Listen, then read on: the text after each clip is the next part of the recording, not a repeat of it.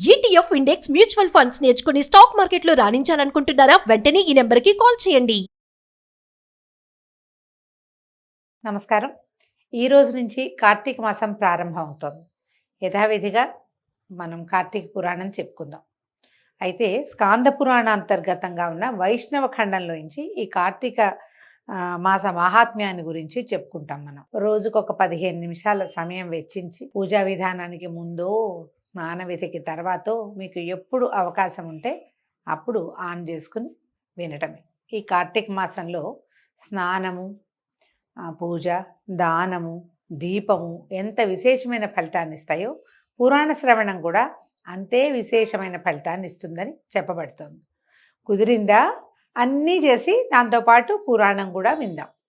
కుదరలేదా ఏమీ చేయలేకపోయినా పురాణ శ్రవణం చేసినా కూడా తత్సమానమైన ఫలితాన్ని ఈ విన్నవాళ్ళు పొందుతారని చెప్పబడింది.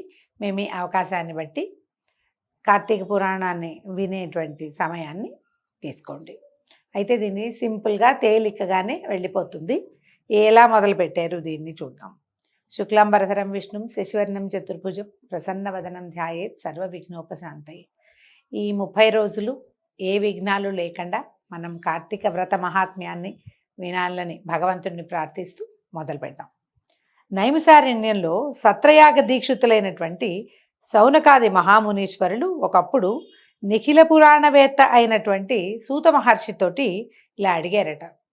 ఈ నైమిషారణ్యంలో పూర్వము ఆ కాలంలో ఎప్పుడు యజ్ఞయాగాదులు జరుగుతూ ఉండేవి. ఏ ఋషులైనా మహర్షులైనా యాగం చేయాలన్న సంకల్పం వస్తే నైమిషారణ్యంలో చాలా వెసులుబాటుగా ఉంటుందని అక్కడికి వెళ్ళి అక్కడే యాగాలు యజ్ఞాలు చేసుకునేవారట. శౌనకుడు మొదలైనటువంటి చాలామంది మహర్షులు కలిసి సత్రయాగాలు అవి నిర్వహించేవాళ్ళు. ఈ సత్రయాగం ఏంటంటే 10 సంవత్సరాలు నిర్వహించబడేది. పొద్దున యాగం చేసుకుంటారు, తర్వాత ఎవరిదారిని వాళ్ళ తపస్సులు సాయంకాల విధులు నిర్వహించుకోవటము ఇట్లా జరిగేది. ఆ ప్రాంతానికి ఎవరైనా మంత్రవేత్తలు కానీ ఋషులు కానీ లేదా ఇలా పురాణ ప్రవచనకర్తలు కానీ ఎవరైనా వచ్చినప్పుడు వీళ్ళందరూ చేరి మహావినయంతో అయ్యా మాకు ఏదైనా మంచి మాటలు చెప్పండి అని ఓ పక్కన యాగవిధి నిర్వహిస్తూనే రకరకాల విషయాలు పురాణాలు అవి వినేవాళ్ళు. ఇప్పుడు ఈ సూత మహాముని ఏంటంటే సమస్తమైన పురాణాలు తెలిసినవాడు. పెద్దవాళ్ళ దగ్గర నుంచి విని ఆ విన్నదాన్ని ఇంకొకళ్ళకి చెప్పగలిగేటువంటి వినయాన్ని అవలంబించే పద్ధతి కలిగినవాడు. ఆయన వచ్చినప్పుడు శౌనకుడు మొదలైనటువంటి ఋషులంతా ఇలా అడిగారు. ఓ సూత మహాముని, జనక మహారాజుకు వశిష్ఠ మహాముని చెప్పినటువంటి కార్తీక మహాత్మ్యాన్ని సవిస్తరంగా మేము వినగోరుతున్నాము. కాబట్టి ఆ కార్తీక మహాత్మ్యాన్ని మాకు వివరించండి అని సవినయంగా ప్రార్థించారట. అప్పుడు సూతుడు ఇలా చెప్పారు. ఓ శౌనకాది సమస్త మునీశ్వరులారా వినండి. ఈ కార్తీక మహాత్మ్యము పూర్వము వశిష్ఠ మహాముని జనక రాజర్షికి తెలియజేశాడు. దీనిని వినడం వల్ల సమస్త సంపదలు ప్రాప్తిస్తాయి. దీన్ని విన్నవాడు జనన మరణ రూపమైనటువంటి సంసార బంధాన్ని తెంచుకుని మోక్షాన్ని పొందుతారు అని చెప్పారట. తర్వాత ఆ మునులతో ఇంకా చెప్తున్నారు. ఒకానొకప్పుడు దైవవశం చేత సిద్ధాశ్రమానికి పోతున్నటువంటి వశిష్ఠ మహాముని జనక రాజర్షి గృహానికి చేరాడు. మిథిలా నగరానికి వెళ్ళారనమాట. అంతటా జనక మహారాజు వచ్చినటువంటి బ్రహ్మర్షి వశిష్ఠుల వారిని చూసి సింహాసనం మీద నుంచి చకచక దిగొచ్చేసి అనేక నమస్కారాలు చేసి సంతోషంతో పులకిత శరీరుడై అర్ఘ్యపాద్యాదులతోటి ఆయన్ని పూజించి ఆయన పాదోదకాన్ని తన శిరస్సు మీద ధరించి బంగారపు ఆసనాన్ని వేయించి వికసించిన తామర పువ్వుల వంటి కన్నులు కనవాడు, సమస్త జంతువులయందు దయగలిగినవాడు, అంతరింద్రియ బాహ్యేంద్రియ నిగ్రహము కలిగినవాడు, సదాచారవంతుడు, బాలసూర్య సమాన కాంతి కలిగినవాడు, సమస్త సుగుణ సంపన్నుడు, సాక్షాత్తు బ్రహ్మదేవుని కుమారుడైనటువంటి వశిష్ఠ మహామునితోటి భక్తిగా ఇలా అన్నాడు. ఈ లక్షణాలన్నీ వశిష్ఠుల వారు అండి. వశిష్ఠుల వారు బ్రహ్మ యొక్క మానసపుత్రుడిగా చెప్పబడతారు. ఆయన బ్రహ్మర్షి. ఎన్నో తరాల వెంబడి సూర్యవంశపు రాజులకి కులగురువుగా ఉన్నాడు. రాముల వారి కులగురువు వశిష్ఠుల వారినే చెప్పుకుంటాం. రాముల వారికి వశిష్ఠుల వారికి జరిగినటువంటి సంవాదాన్ని యోగ వాసిష్టం పేరుతోటి చాలా ప్రత్యేకమైన గ్రంథం అది. అలా అంత మహనీయుడు అనమాట, చాలా గొప్పవాడు. ఆయనతో ఇలా భక్తిగా అడిగాడు. ఓ బ్రాహ్మణోత్తమ, మీ దర్శనం వలన నేను ధన్యుణ్ణి అయ్యాను. నేను చేయదగిన పుణ్యం ఇంకా ఏమీ లేదు. ఇప్పుడు మా పితరులు కూడా ధన్యత చెందారు. నేను మిమ్మల్ని చూడడం వల్ల మా పితృదేవతలు కూడా తృప్తి పొందారు. మహాత్ముల యొక్క దర్శనము సంసారులకు దుర్లభము. కాబట్టి ఇప్పుడు మీరు మా ఇంటికి రావడం వల్లే నాకు మంచి రోజులు వచ్చాయని నేను భావిస్తున్నాను అని రాజు ఎంతో సంతోషంగా పలికాడు. ఇలా అనేసరికల్లా ఈ జనకరాజర్షి మాటలు విన్న వశిష్ఠ మహాముని వికసించిన మొహంతోటి దయగలిగిన వాడే సంతోషంగా చిరునవ్వులు నవ్వుతూ రాజుతోటి ఇట్లా అన్నాడట, ఓ రాజోత్తమ, నీకు క్షేమం అగుగాక. నేను మా ఆశ్రమానికి పోతున్నాను. రేపు మా ఇంటి వద్ద యజ్ఞము జరగవలెను. దానికి ఇప్పుడు అవసరమైన ద్రవ్యం సమకూర్చడానికి నీవే అర్హుడవు అని చెప్పాడు. చెప్పేసరికల్లా రాజుగారు అన్నాడు, మునీశ్వర, యజ్ఞానికి చాలా ద్రవ్యం ఎంత కావాలంటే అంత నేను సమకూరుస్తాను. కానీ ఎవరైతే వింటారో వాళ్ళ పాపాలని పోగొట్టేటువంటి ధర్మరహస్యాలని నీ దగ్గర నుంచి నేను వినాలనుకుంటున్నాను. నీకు తెలియని ధర్మరహస్యాలు లేవు కాబట్టి అధిక ఫలితాన్ని ఇచ్చేటువంటి సూక్ష్మమైన ధర్మాన్ని తెలియజేయమన్నాడు. సాధారణంగా అందరికీ అదే కావాలండి. సూక్ష్మంలో జరిగిపోవాలి, మనకి సూక్ష్మంలో మోక్షం కావాలి. చాలా పెద్దవి చేయలేకపోతాం, సమయము ఉండదు, శక్తి సరిపోదు, అర్హత కూడా ఉండాలి. అంత పెద్దవి కాకుండా ఏదైనా చిన్నది చేసినా కూడా ధర్మ మార్గ అవలంబన సులువుగా ఉండేలాగా చెప్పమని సాధారణ సంసారులందరూ అడిగేదే ఈ జనకరాజర్షి కూడా అడిగారు. అడిగితే ఇంకా అడుగుతున్నారనమాట. ఈ కార్తీక మాసాన్ని గురించే ప్రశ్న ఉంది ఆయనకి. కార్తీక మాసము సమస్త మాసముల కంటే సమస్త ధర్మముల కంటే ఎలా అధికమైనదో నాకు వివరంగా తెలియజేయి, దాని గురించి చెప్పు. నీకంటే ధర్మాన్ని గురించి చెప్పగలిగిన వాళ్ళు, సులువుగా చెప్పగలిగే వాళ్ళు ఎవరు లేరు. ఇవాళ నా అదృష్టం పండి నువ్వే మా ఇంటికి వచ్చావు. ఎప్పటి నుంచో ఈ విషయం తెలుసుకోవాలనుకుంటున్నాను, కాబట్టి దాని గురించి వివరంగా తెలియచేయమని జనకరాజర్షి అడిగేసరికి బ్రహ్మర్షి వశిష్ఠుల వారు ఇలా చెప్పాడు, ఓ రాజా, ముందు జన్మలో పుణ్యమాచరిస్తేనే సత్వశుద్ధి కలుగుతుంది. సత్వశుద్ధి కలిగిన వాడికి పుణ్యమార్గమందు అభిలాష కలుగుతుంది. కాబట్టి లోకోపకారం కోసం ఇప్పుడు నువ్వు అడిగిన మాట చాలా బాగుంది, నీకు ఉపయోగపడుతుంది, ప్రజలకు కూడా ఉపయోగపడుతుంది. వినేవారికి పాపాలు శమింపజేసేదాన్ని నీకు చెప్తాను వినమని ఇలా చెప్పారట. సూర్యుడు తులా సంక్రమణం నందు ఉండగా కార్తీక మాసంలో చేసిన స్నానము, దానము, అర్చనము మొదలైనవి మంచి మనసుతోటి ఏది చేసినా కూడా అక్షయములు అవుతాయని ఋషులు, మహర్షులు ఎందరో తెలియజేశారు. కార్తీక వ్రతాన్ని తులా సంక్రమణంగా మొదలుకొని కార్తీక శుక్ల పాడ్యమి నుంచి కానీ ప్రారంభించాలంటే, తులా సంక్రమణం అంటే దీనికి ముందు, కార్తీకానికి ముందున్నటువంటి ఆశ్వేజ మాసంలో ఇంచుమించు పౌర్ణమికి అటు ఇటుగా కాస్త దగ్గరగా సూర్య సంక్రమణం జరుగుతుంది. ఆశ్వేజ పౌర్ణమి వెళ్ళిన తర్వాత కూడా ఈ కార్తీక వ్రతాన్ని ప్రారంభించచ్చు, అంటే సంక్రమణంతో పాటు అనమాట. లేదా కార్తీక శుద్ధ పాడ్యమి, మనం ఎట్లా మొదలు పెడతాము, మన విధానం ఏంటి, పాడ్యమితోటి వ్రతం మొదలు పెట్టుకుంటాం.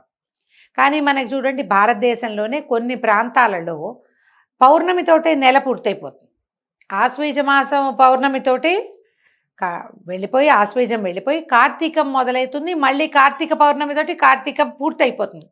కొన్ని చోట్ల ఆ విధానం ఉంటుంది. వీరు చెప్తున్నారు అంటే మన భారతదేశం తాలూకు 2 ప్రాంతాల వారికి ఉపయోగపడేలాగా అయితే మీరు అప్పుడైనా మొదలు పెట్టుకోవచ్చు, లేకపోతే ఇప్పుడైనా, ఇప్పుడు మనం మొదలు పెట్టేలాంటి విధానంలో. మనకి సౌత్ ఇండియా అంతా, అంటే దక్షిణ భారతదేశం అంతా కూడా, అంతా కాదు మన ప్రాంతం ముఖ్యంగా తెలుగు వారికి ఏంటంటే ఈ అమావాస్య వెళ్ళగానే నెల మొదలవుతుంది.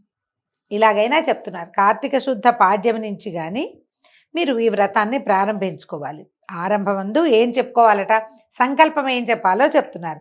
ఓ దామోదర, నేను కార్తీక వ్రతాన్ని ఆరంభించుతున్నాను, దానిని నిర్విఘ్నంగా పూర్తి చేయము అనే సంకల్పం చేసి కార్తీక స్నానాలు ఆరంభించాలి. మొట్టమొదటే వశిష్ఠుల వారు తెలియజేశారు ఏమిటి, కార్తీక మాసంలో దామోదర ప్రీత్యర్థమే కార్తీక మాసంలో మనం స్నానం, జపం, తపం, దానం, పురాణ శ్రవణం ఏం చేసినా కూడా దామోదర ప్రీత్యర్థమే. ఈ కార్తీక మాసానికి అధిష్టాన దైవము దామోదరుడు, శ్రీ మహావిష్ణువు. కానీ మనం చేసేవన్నీ శివాభిషేకాలు చేస్తాము. విష్ణు ప్రీత్యర్థం శివాభిషేకం చేస్తున్నామని చెప్పుకోమంటున్నారు. కార్తీక మాసంలో సూర్యోదయ సమయమునందు కావేరీ నది యందు స్నానం చేసిన వారికి మహాఫలితం కలుగుతుంది.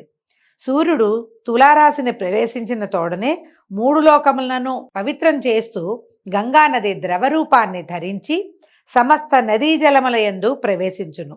తులారాశిలో కార్తీకమున చెరువులందు, దిగుడు బావుల యందు, నూతుల యందు, పిల్ల కాలువల యందు కూడా హరి నివసించి ఉంటాడు. అంటే మనకి వాపీకూప తటాకాదులన్నిట్లలోనూ భగవంతుడు నివసిస్తాడు. గంగానది ద్రవరూపం ధరించి నీరు నిలవ ఎక్కడుంటే అక్కడల్లా కూడా అంటే స్వాభావికమైన జలం ఉన్న చోట, మనము నించిన పాత్ర కాదు.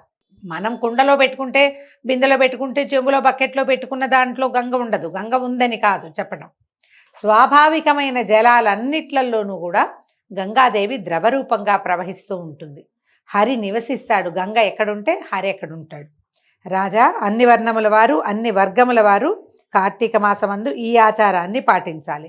ఇందులో ఒక ప్రత్యేకమైన విధానం చెప్తున్నారు. ఏం చెప్పారు?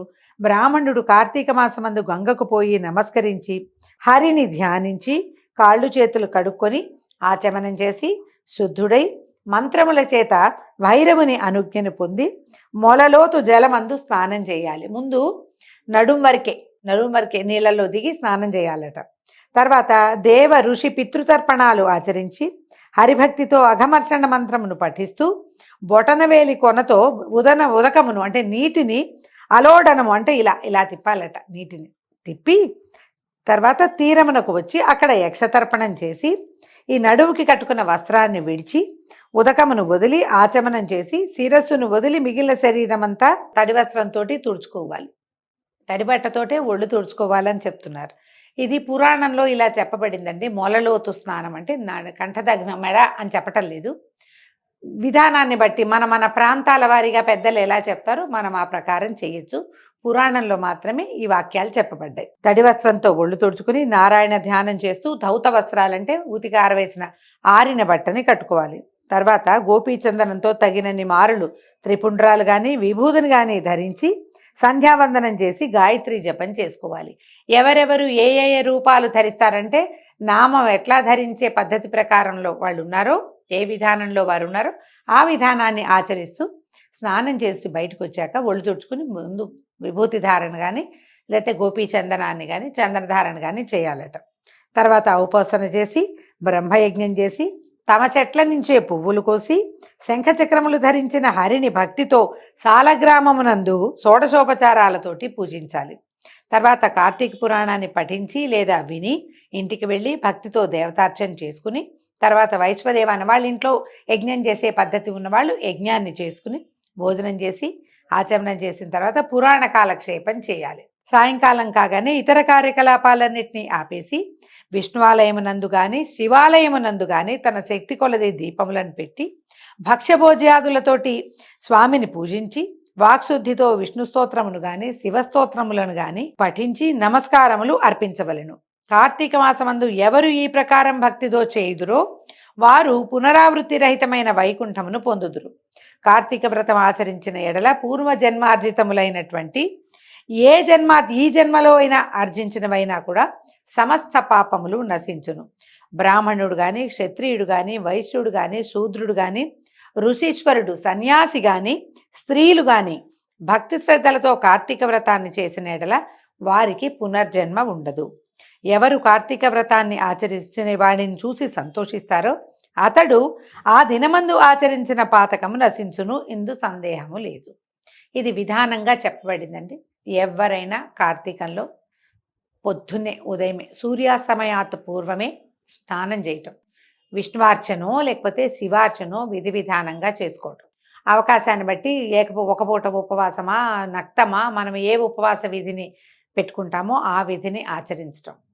ఇందులో పురాణ కాలక్షేపం చేయాలి, మంచి మాటలు వినాలంటే ఇతరత్ర తగాదాలకి గొడవలకి వెళ్ళకూడదు. దూషణాలు తిరస్కారాదులు చేయకూడదు. ఎవరైనా కేకలేయటం, తిట్టడము, అరవటము, తిరస్కరించటము, గొడవలకి దిగటము అలాంటివి చేయకూడదు. సాధ్యమైనంత శాంత చిత్తులుగా ఉండి ఈ కార్తీక పురాణాన్ని గనక ఈరోజు ఏ భాగం చదవాలని చెప్పబడిందో ఆ భాగాన్ని చదివినా వినినా కూడా అద్భుతమైన ఫలితాన్ని లభిస్తూ ఉంటుంది. ఎవరైనా సరే లభించి వీళ్ళకి ఇవాళ ఫలితమే కాకుండా మోక్షాన్ని కూడా పొందుతారు, పునర్జన్మ లేనిటువంటి జీవితాన్ని పొందుతారు. ఇక మళ్ళీ మనం పుట్టక్కర్లేదు. జనన మరణ చక్రంలోంచి వైదొలిగి మనం ముక్తి మార్గాన్ని పొందుతామని చెప్పబడింది. ఈ రోజుతోటి మొదటి రోజు పారాయణ పూర్తయిందండి. రేపు ఉదయం రెండో రోజు పారాయణతో మళ్ళీ కలుసుకుందాం. నమస్కారం.